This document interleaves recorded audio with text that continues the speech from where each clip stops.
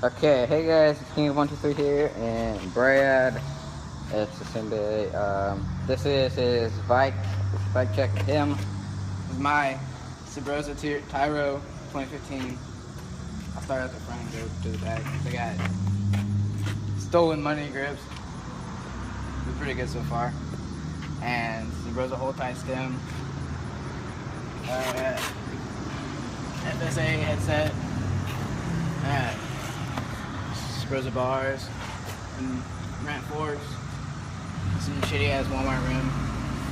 I don't know where I got it. Demolition machete tires.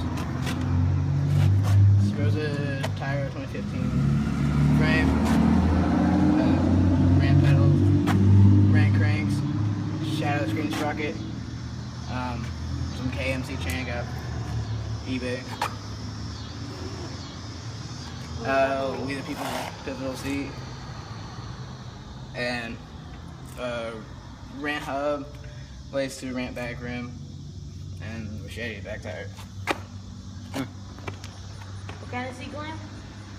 Seat clamp, Shadow Conspiracy seat clamp, yeah. There we go. That looks better. And you got some bullets, caps. And then you know that one? And you know that one.